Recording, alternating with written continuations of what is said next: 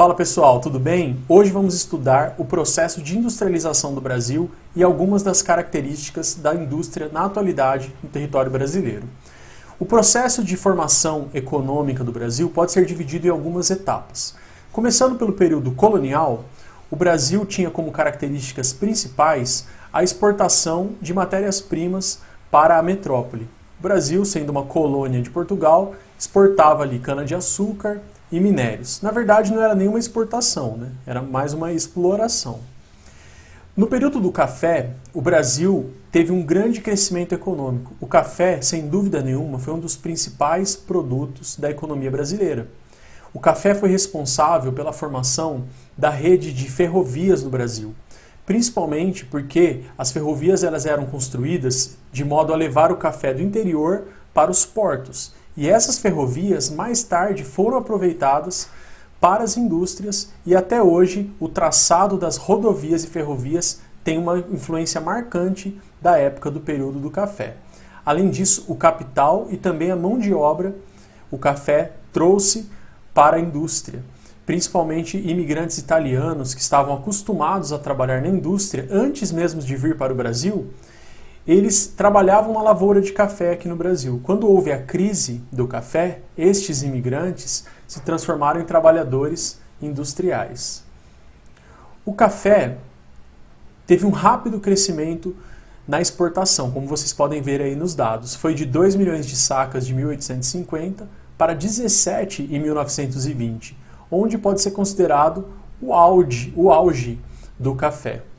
Nessa época, o Brasil exportava café, além de outros produtos básicos, e importava produtos manufaturados europeus e americanos.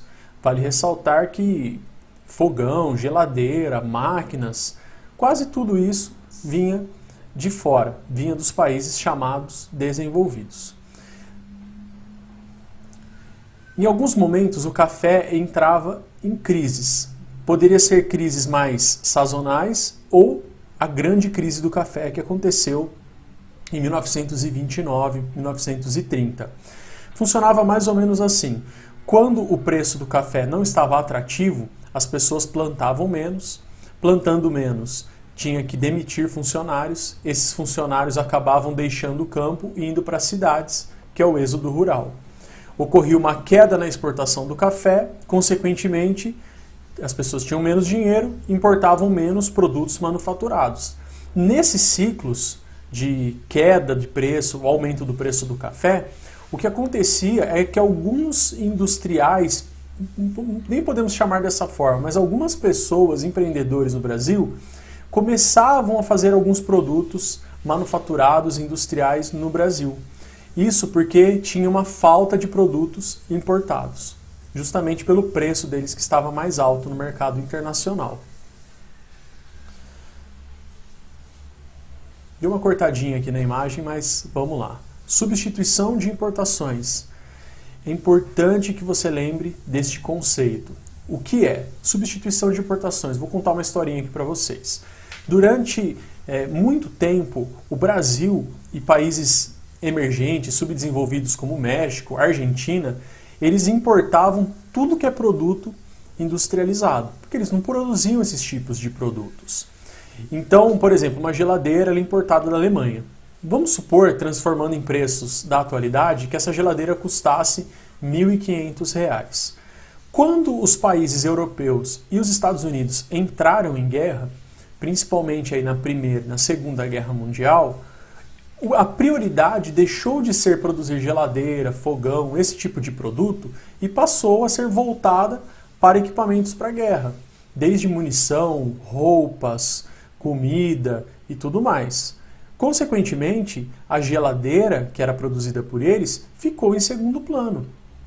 E tudo funciona com base na lei da oferta e da demanda. Se tem pouca geladeira sendo produzida, o preço dessa geladeira, a tendência é ficar mais alto. Então imagina que o brasileiro que pagava R$ 1.500 por uma geladeira, a geladeira passou a custar R$ 5.000, R$ 6.000. Neste momento, brasileiros investidores e até investidores internacionais viram que valia a pena produzir geladeiras, por exemplo, dentro do Brasil. Então, o processo de substituição de importações é um momento onde começaram a produzir esses tipos de produtos dentro do território brasileiro que antes eram importados. E a guerra teve um papel marcante neste processo, então, de industrialização dos países emergentes. Não podemos nos esquecer que na década de 1920, no final dessa década, em 1929, ocorreu uma grande crise econômica mundial que teve início nos Estados Unidos. Como o café era o principal produto de exportação do Brasil e o mercado internacional consumiu menos café, o seu preço, quando as pessoas consomem menos um produto, começa a sobrar produto no estoque, o preço tende a cair. E essa que foi a grande crise cafeeira que você já deve ter ouvido falar, onde o café foi jogado no mar, o café foi queimado. Então a crise começou nos Estados Unidos e na Europa, afetou o mundo inteiro, houve uma queda brusca na exportação de café, o preço desvalorizou demais e, na época, em 1930, o Getúlio Vargas, uma das medidas do seu governo foi a compra do café dos produtores, queimar esse café e jogar esse café no mar. Tudo isso para tentar manter um pouco a economia e não deixar esses produtores totalmente sem renda alguma. Uma coisa eu pergunto para você, se você tivesse dinheiro para investir na época, fosse um investidor, fala uma coisa que você não investiria em 1930. A resposta é café. Era o investimento mais inseguro a ser feito neste momento.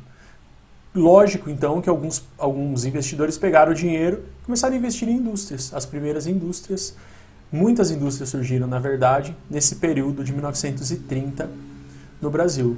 Eu separei algumas aqui que são bem conhecidas para que vocês saibam que são indústrias bem antigas no Brasil e são indústrias brasileiras.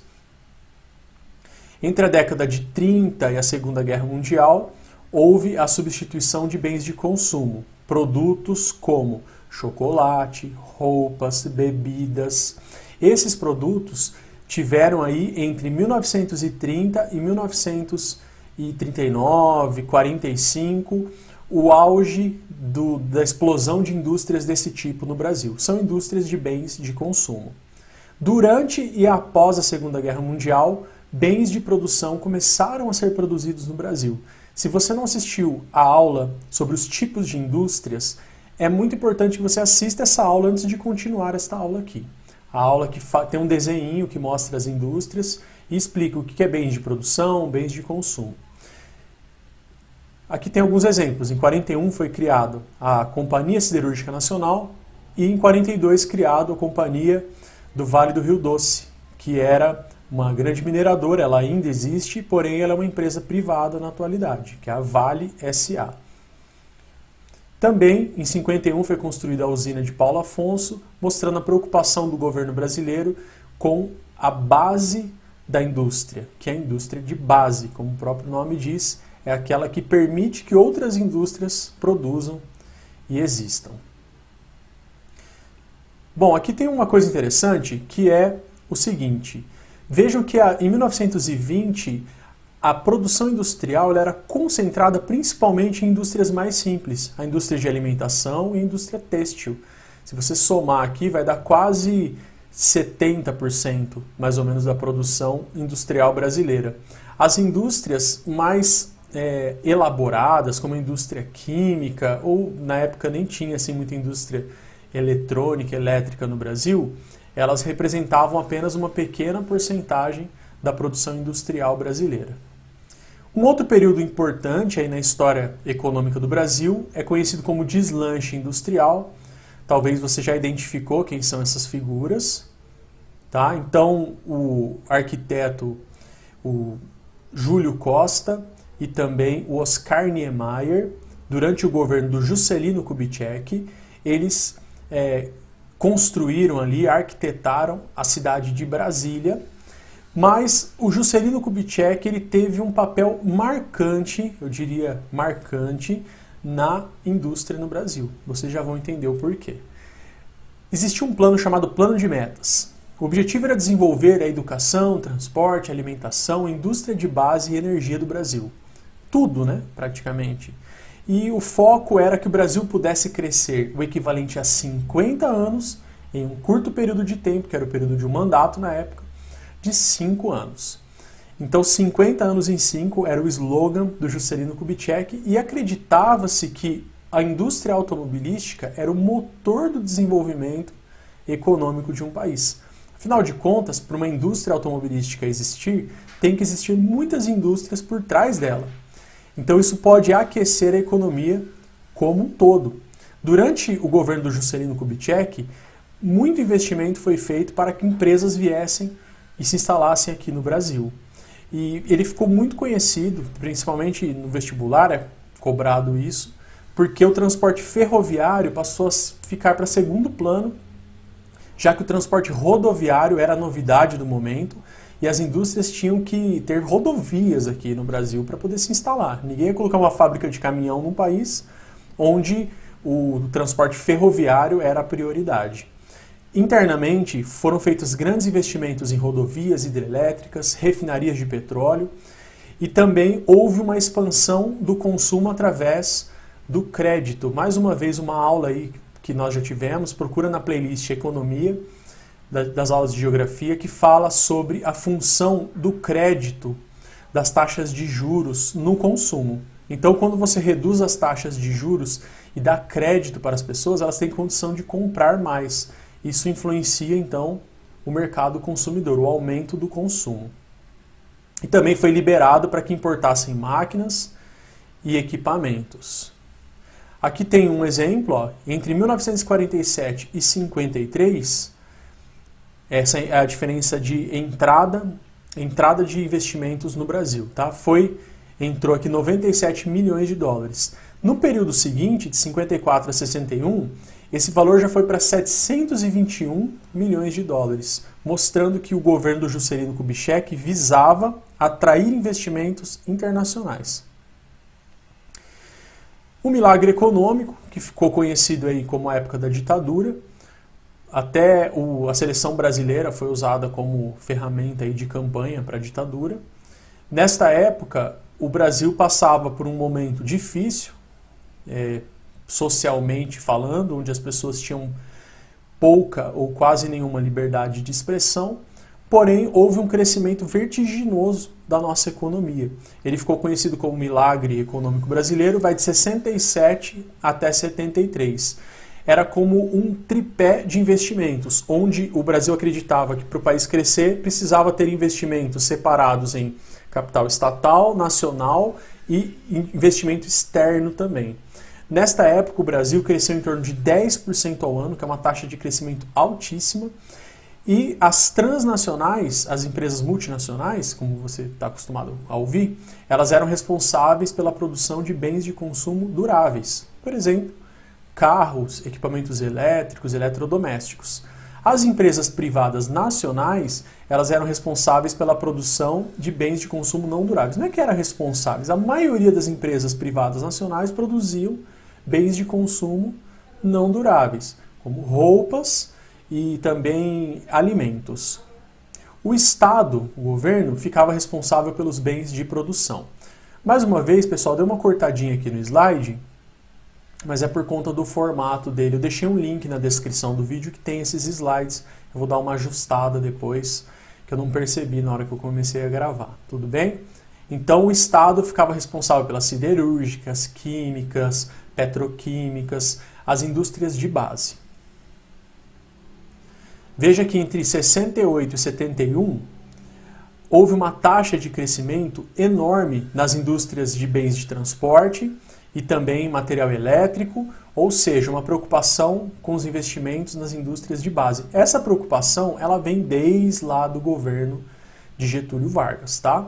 Então, desde os primeiros momentos que eu mostrei para vocês, que começou a ter indústria no Brasil, o governo se preocupou em incentivar investimentos nas indústrias de base. Legal, este mapa ele é talvez até agora o momento mais importante da aula. Perceba que há uma concentração enorme de unidades industriais na região sudeste do país, principalmente no estado de São Paulo e no eixo Rio-São Paulo. Esta concentração industrial tem algumas explicações. Então vamos lá, por partes. Primeiro, o Brasil ele começou a ser ocupado e povoado no litoral. Então as primeiras cidades e, consequentemente, as maiores aglomerações de pessoas já aconteciam no litoral. Segundo, a região sudeste, principalmente o eixo Rio-São Paulo, o Vale do Paraíba, foi a primeira área onde o café se desenvolveu fortemente. E devido ao crescimento muito forte da economia cafeeira, como eu já citei no vídeo, houve ali um acúmulo de capital, ou seja, dinheiro para ser investido, e também de equipamentos e infraestrutura, como ferrovias, que eu já falei para vocês. E até a cidade, São Paulo, há muito tempo, por exemplo, tem energia elétrica, tinha bondinho, mostrando que era uma ilha de desenvolvimento em meio a um país que ainda era pouco desenvolvido.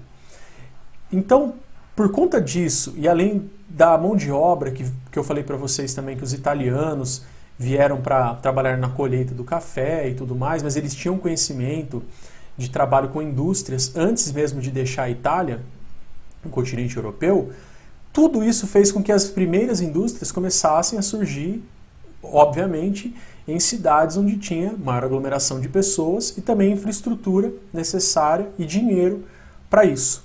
E nós podemos chamar isso de economia de aglomeração, ou seja, as vantagens ou os motivos que levaram as indústrias a ficarem aglomeradas e unidas num lugar.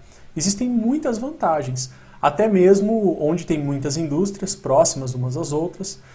Na época, os empresários eles podiam estar tomando um café numa padaria e ter ali uma relação interpessoal com o outro e fazer negócios e combinar ali, por exemplo, de comprar equipamentos juntos, importados. Mas a gente não vai entrar nesse mérito mais detalhado da questão. Pense as vantagens das indústrias ficarem aglomeradas. Tem um outro mapa que mostra mais ou menos a mesma coisa, mas também ele destaca que há uma diversidade legal aqui de indústrias na região sudeste e sul do país. O que tem acontecido? Se você estudou e viu a aula até aqui e pensa, bom, uma indústria como, sei lá, Hyundai vem se instalar no Brasil. Qual é o primeiro lugar, com base no que foi falado na aula até o momento, que você colocaria a sua indústria? Eu penso que você vai responder São Paulo, Sudeste. No entanto, atualmente, muitas indústrias vêm se instalando em áreas mais remotas, distantes desse eixo tradicional Rio-São Paulo. Por exemplo, a Ford, instalada em Camaçari, na Bahia. A Fiat, numa cidade que chama Goiânia, que fica no estado de Pernambuco. Ou mesmo a Mitsubishi, a Suzuki e a Hyundai, no estado de Goiás, ali próximo ao município chamado Catalão. Isso ocorre porque essas novas áreas apresentam algumas vantagens em relação à área tradicional de atração das indústrias. Essas vantagens que essas novas áreas oferecem são principalmente em relação a impostos mais baixos ofertados pelos governos desses estados e também pela mão de obra que é mais barata e menos mobilizada em torno de sindicatos. Esses dados que eu acabei de apresentar para vocês, essas informações que eu acabei de passar para vocês, contribuíram para um processo que recebe o nome de desconcentração espacial das indústrias. Apesar de que este nome dá uma ideia de que está tirando o centro da região sudeste e colocando este centro em outro lugar. Desconcentração. Mas não se esqueça que desconcentração espacial das indústrias funcionaria muito melhor se fosse uma espécie de transbordamento industrial. Isso quer dizer que São Paulo está saturado em termos de quantidade de indústria. O terreno em São Paulo é muito caro, o congestionamento ali próximo ao eixo Rio-São Paulo, ele é muito grande, acaba dificultando talvez um pouco o transporte. A mão de obra é mais mobilizada em torno de sindicatos e todos esses fatores contribuem para que grandes empresas, indústrias internacionais procurem áreas onde seja mais barato se instalar e produzir. Então o processo de desconcentração industrial, lembre-se que São Paulo continua sendo um centro econômico, financeiro, que tem uma gravidade econômica como se fosse um imã muito importante. Tá? Não se esqueça disso, porque eu tenho certeza que os vestibulares podem explorar a ideia de quem não estudou direito pegar a desconcentração e pensar que São Paulo perdeu a sua importância econômica. Isso acontece a nível nacional, tá? Isso acontece a nível internacional, por exemplo, muitas indústrias saíram dos Estados Unidos e abriram filiais em outros países por conta da globalização nos anos 90, saíram do Japão e foram ali para os tigres asiáticos, mas isso também acontece a nível estadual. Indústrias que antes ficavam concentradas ali no grande ABCD paulista, na região metropolitana de São Paulo, começam em eixos aqui nas rodovias que vão rumo ao interior do estado de São Paulo, instalar fábricas, porque ali tem todas as vantagens que eu já falei para vocês aí alguns minutinhos atrás. Para terminar, vamos dar uma olhada no panorama de cada uma das regiões brasileiras. Esses dados eles são mais ou menos atualizados, tem uns 2, 3 anos, mas eles servem mais para você entender a diferença de uma região para outra do que o dado propriamente dito. Então o Sudeste ele concentra mais da metade de todas as indústrias do país, mais da metade de todos os trabalhadores da indústria do Brasil e 64% do valor da transformação industrial, do PIB gerado pela indústria no Brasil inteiro, 64% vem do Sudeste. As principais aglomerações são São Paulo, Rio de Janeiro, Belo Horizonte. Esses são os eixos que eu falei para vocês agora há pouco. Tem aqui algumas rodovias importantes, como Anhanguera, Bandeirantes, Castelo Branco, Dutra, Imigrantes. Essas rodovias, elas são fundamentais para o escoamento da produção industrial. Quando uma indústria resolve se instalar no interior do estado de São Paulo, por exemplo, dê uma olhadinha aqui no mapa, muitas vezes é mais interessante ela ficar na região de São Carlos e Araraquara do que na região de Bauru ou Marília. Aqui também tem importantes rodovias que passam por aqui. Porém, essas cidades estão justamente no eixo das principais rodovias que vão assim do interior para a capital do estado de São Paulo. Aqui, como eu citei Bauru e Marília, também existem rodovias importantes que passam por essas cidades, tá? Estou exemplificando apenas em direção aos principais eixos da desconcentração, que é a Anhanguera e Bandeirantes e a Castelo Branco, onde tem até Sorocaba, aqui Itapetininga, entre outras cidades, e também a Dutra, e vai lá para o Rio de Janeiro, passando por São José dos Campos. Esse mapa eu coloquei para mostrar para vocês que em Minas Gerais não é diferente, há uma concentração de indústrias, principalmente próxima à capital, Belo Horizonte, mas também tem ocorrido um processo de desconcentração no estado. O Sul concentra 27% aproximadamente de todas as indústrias do país, 26% de todo trabalhador de indústria está no Sul, e 19% do PIB industrial do Brasil vem da região Sul. Se você juntar aí região Sudeste e Sul, você vai entender por que Milton Santos chama essa região também de região concentrada. Tem os eixos aqui importantes, Porto Alegre, Caxias, Curitiba, Londrina.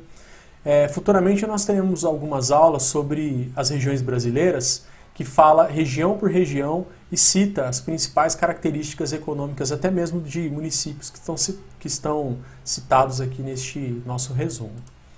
A região Nordeste do Brasil tem 10% de todas as indústrias do país, isso vem crescendo muito, lembre-se do processo de desconcentração, tá? Essa é a grande dica para o vestibular. 11,7% do pessoal ocupado da PEA industrial está no Nordeste, quase 9% do PIB industrial brasileiro, e aqui estão as principais cidades. Veja que na região litorânea do Nordeste tem uma maior concentração industrial. Agora veja como a diferença é gritante das regiões Sudeste e Sul para essas outras regiões que estou apresentando agora. Olha só, região Norte. Manaus é um polo importante, não é um tecnopolo, tá? Tecnopolo é quando tem uma indústria que foi para o local por conta de universidades que estão instaladas ali e uma integração entre as universidades e as indústrias. O polo de Manaus, o polo industrial de Manaus, que talvez você já tenha visto aí muitos produtos da sua casa, está escrito produzido no polo industrial de Manaus, que também pode ser chamado, era chamado de Zona Franca de Manaus, é uma área que foi criada pelo governo com o objetivo de atrair indústrias multinacionais, principalmente, para esta área. Então, uma região ali que fica em Manaus, né, como o próprio nome diz, é uma área destinada à instalação de indústrias onde impostos são muito mais baixos do que o restante do território nacional. Então, por isso que é mais como se fosse uma plataforma de produção, exportação ou produção para o mercado interno brasileiro, já que os impostos ali são mais baixos. Não vou entrar em detalhes sobre isso, depois você pode dar uma olhadinha. Finalmente aqui o Centro-Oeste concentra 5% das indústrias, tem 4% da PEA, mas gera apenas 3% do PIB industrial brasileiro. O Centro-Oeste também vem recebendo muitas indústrias, como eu já falei, na região de Goiás, mas há um crescimento também das agroindústrias, que são as indústrias que têm uma ligação direta com o campo, já que a principal matéria-prima da produção industrial são os produtos agrícolas. Isso é muito comum no Mato Grosso e Mato Grosso do Sul. Algumas são chamadas até de cidades do agronegócio. Vale destacar a região de Brasília e de Goiânia, que tem ali as principais concentrações industriais do Centro-Oeste. Como eu estava falando para vocês, né, ao longo da aula, se esse vídeo não fosse um vídeo de uma aula mesmo completa, fosse só uma dica rápida de indústria, eu falaria para você estudar o processo de desconcentração industrial, desconcentração espacial das indústrias, que é a principal característica cobrada no vestibular nos últimos anos. Então eu queria que vocês notassem o que acontece aqui com o crescimento do PIB. O que está em azul é de 2006 a 2011, o crescimento médio do PIB do Brasil. E aqui é o crescimento da indústria, comparado então ao crescimento do PIB brasileiro. Veja que no Sudeste, a indústria cresceu 2,7% nesse período. Já na região Norte, Nordeste, ela cresceu, Centro-Oeste, bem acima da média do Sudeste e do Sul. Mostrando, então, que há um crescimento da indústria mais rápido nas outras regiões do que o que acontece no Sudeste e no Sul. Isso não quer dizer que o Sudeste está murchando, e sim que as outras regiões estão inflando economicamente mais rápido, no sentido industrial. Em alguns lugares teve um crescimento muito grande do número de indústrias, veja em Goiás, no Mato Grosso, olha o quanto que aumentou aqui, por exemplo, no Mato Grosso. Há um crescimento também nas vagas para trabalhar nas indústrias, olha o tanto que cresceu em número de vagas em Goiás e no Mato Grosso do Sul. Houve um aumento muito grande em vagas na indústria. Aqui tem alguns exemplos de cidades, por exemplo, Anápolis, que é uma cidade que tem 335 mil habitantes, só nessa cidade tem 1.446 indústrias, quando foi feita aí essa pesquisa. Isso mostra que é uma cidade industrial, em crescimento. E este quadro, ele é bem um resumo, ele já caiu algumas vezes aí no vestibular. É só você observar que em 1970, 1% das indústrias ficavam no norte e depois foi para 3,4%. Em todas as regiões há um crescimento da participação da indústria, enquanto que no sudeste há uma redução. Isso quer dizer que algumas indústrias começaram a migrar para as outras regiões, principalmente após os anos 80 e 90. Este mapinha eu já mostrei. Bom, aqui tem uma indicação de um vídeo. Eu vou deixar o link deste vídeo na descrição deste vídeo que eu estou fazendo aqui para vocês. E é fundamental que vocês assistam. É um vídeo bem interessante, aí produzido pela FAPESP, na pesquisa FAPESP. Se eu não me engano, são professores da Unesp que estão falando. E ele mostra ali, até tem uma animação interessante, o processo de desconcentração espacial das indústrias, mas também mostra desde a época do café, surgimento das indústrias ao longo das ferrovias, que é uma coisa bem interessante. Esse aqui é o vídeo, tá? Bom, eu vou deixar o link na descrição do vídeo, como eu falei para vocês. Provavelmente, se você clicar sobre o vídeo, ele vai abrir também, porque eu coloquei um link, eu não sei se vai funcionar certinho no PDF. Então aqui está um resumo, tá, do que eu falei para vocês sobre a desconcentração industrial. E tem um exercício, tá, que já está com a resposta. Então eu vou conferir aqui, porque eu vou deixar um slide sem a resposta e depois com a resposta. Então é isso aí, a aula de hoje. Espero que vocês gostem, que tenham aprendido mais sobre o processo de industrialização no Brasil. Um abraço, até a nossa próxima aula.